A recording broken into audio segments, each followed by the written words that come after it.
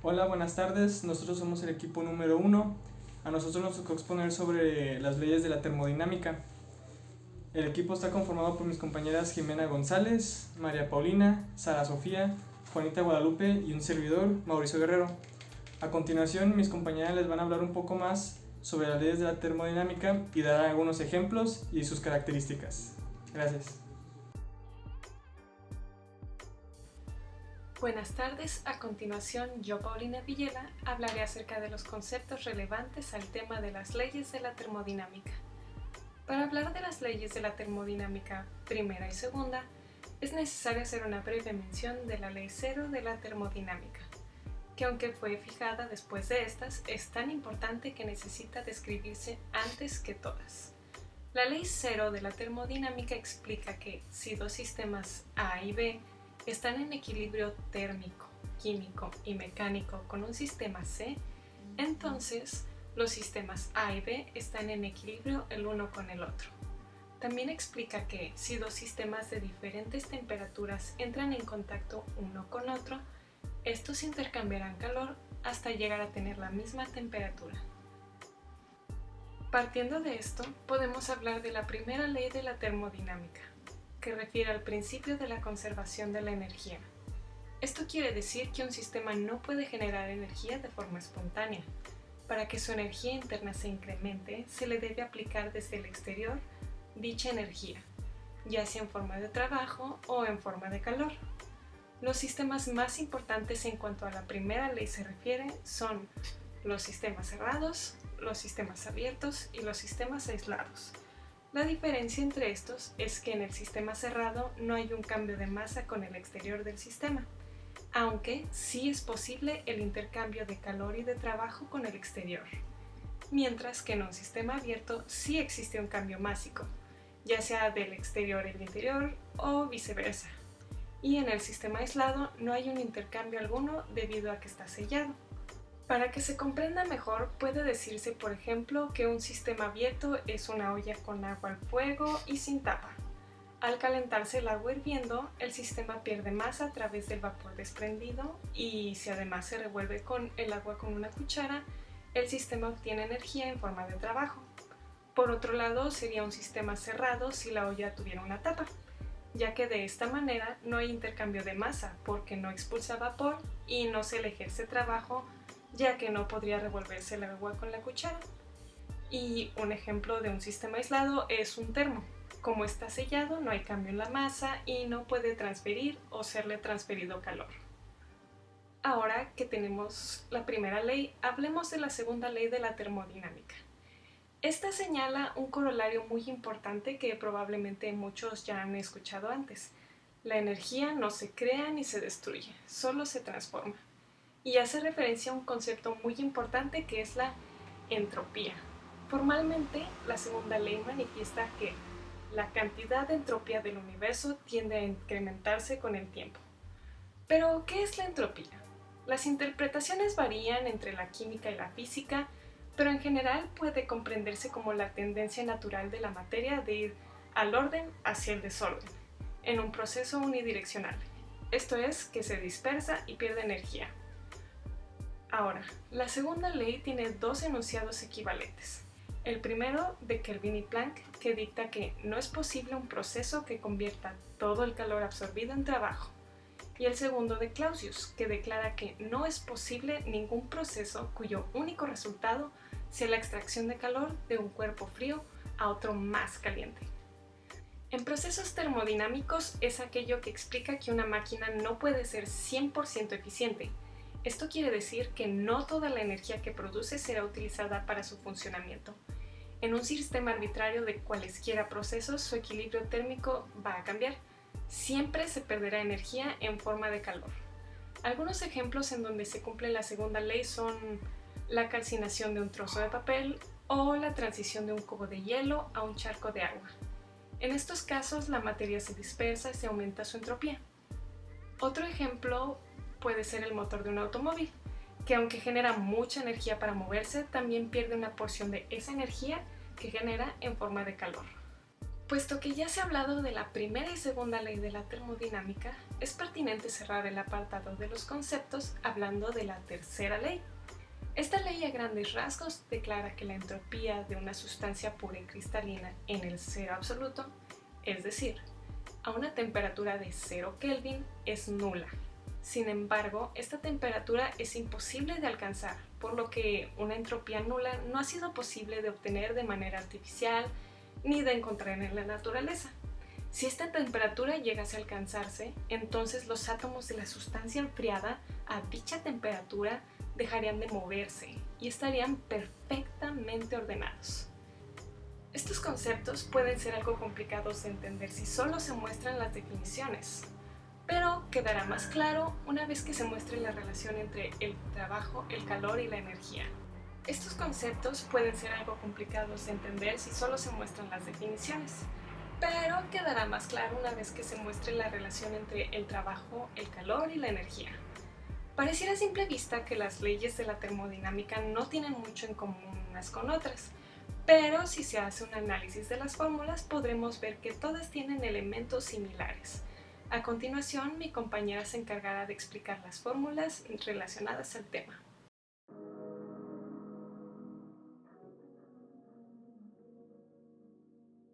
Buenas tardes, mi nombre es Sara Sofía Palomino Muñoz y yo les voy a hablar de las fórmulas vistas en este capítulo. Primero vamos a hablar de las escalas de temperatura. Las tres más conocidas son Celsius, Fahrenheit y Kelvin. En la presentación podemos observar las diferentes equivalencias, las diferentes funciones que se deben de usar para llegar de una a otra. El grado Fahrenheit fue inventado por el físico e ingeniero polaco Daniel Gabriel Fahrenheit, que vive en Ámsterdam. Ahí inventó su propio termómetro con diferentes líquidos diferentes del agua o el alcohol. El primer punto designado en el termómetro fue 0 grados Fahrenheit, que fue la temperatura más baja alcanzada en el invierno de 1709. El segundo punto fue 24 grados Fahrenheit, que es la temperatura de una persona sana, que era su mujer. En ese entonces se pensaba que esa temperatura debería ser constante. Luego se consideró que la escala Fahrenheit era muy grande, entonces se dividió cada grado en 4 y estos 24 grados Fahrenheit pasaron a 96 grados Fahrenheit. Luego, en 1742, el físico y astrónomo sueco Anders Celsius propuso una nueva escala, en la que los 0 grados serían la temperatura de congelación del agua a condiciones de nivel del mar, y los 100 grados sería la temperatura de ebullición del agua en las mismas condiciones de presión. Por último está el Kelvin, que es la unidad de temperatura aceptada por el Sistema Internacional de Unidades. El Kelvin y el Celsius son del mismo tamaño, lo cual significa que una variación de temperatura de Kelvin es idéntica a una variación de temperatura de 1 grado Celsius. La única diferencia es la elección del cero. El 0 Kelvin es el cero absoluto, la temperatura más baja que se puede alcanzar.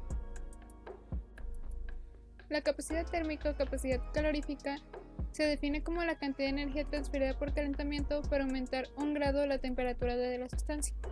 Puede ser negativa, cero, positiva o infinita, dependiendo del proceso que experimente el sistema durante la transferencia de calor. Solo tiene un solo valor definido para un solo proceso definido. En la presentación podemos observar la fórmula C igual a Q sobre delta T.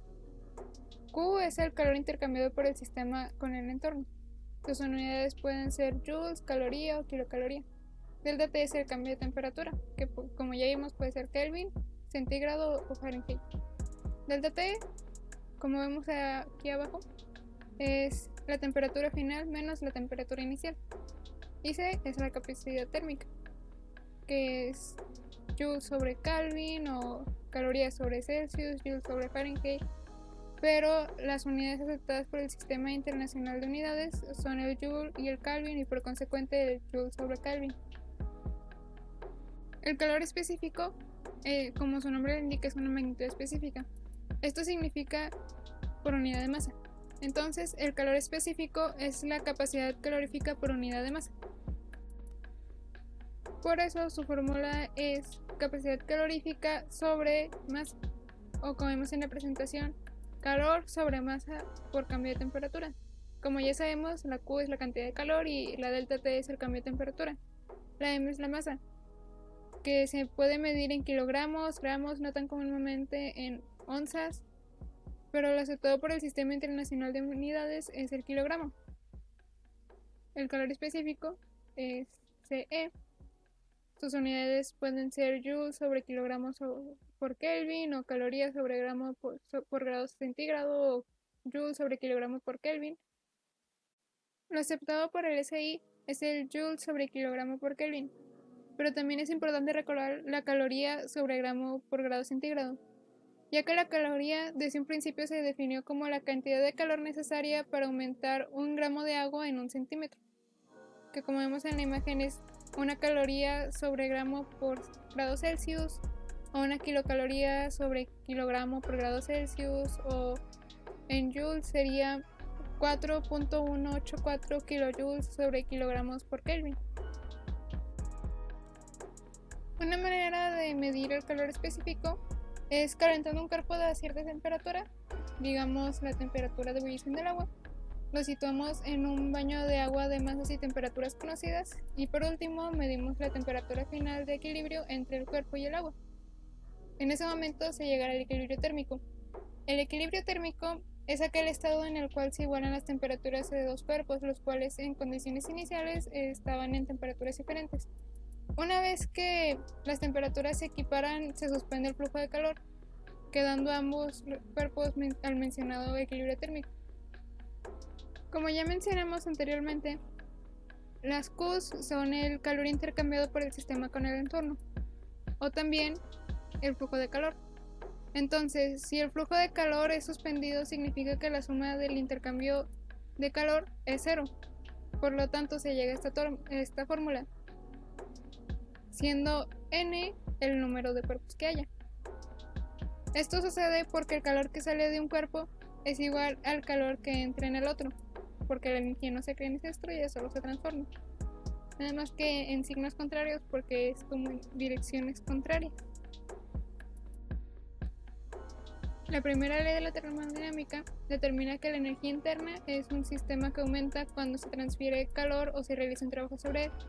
Es decir, la suma del calor añadido al sistema más el trabajo realizado es igual a la variación de energía interna del sistema.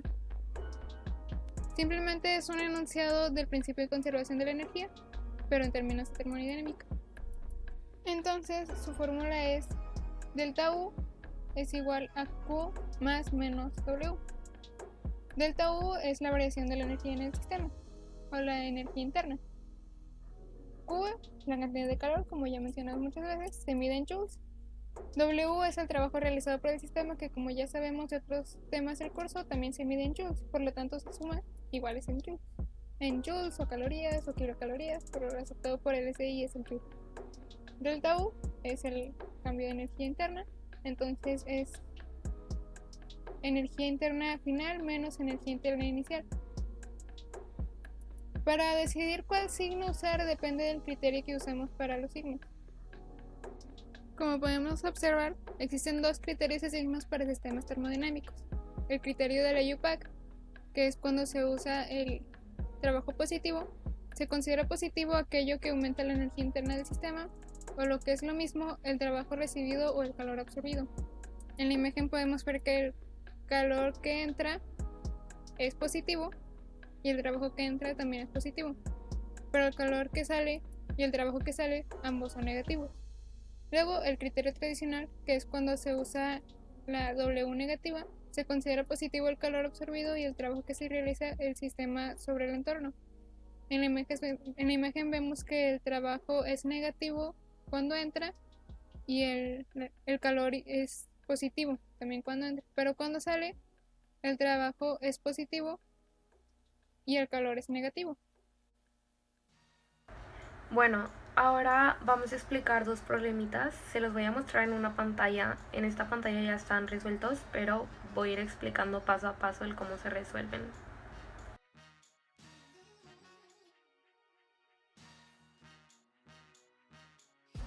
Bueno, vamos a leer el primer problema, que dice: ¿qué cantidad de calor pierden 1.5 litros de agua cuando su temperatura baja de 75 a 10 centígrados? aquí nos da este calor específico de 4186 joules sobre kilogramos centígrados. Estas son las dos fórmulas que vamos a utilizar para nuestro problema. La primera es para obtener el cambio de temperatura y la segunda para obtener el calor. Entonces comenzamos con nuestro procedimiento y vamos a utilizar la fórmula de cambio de temperatura.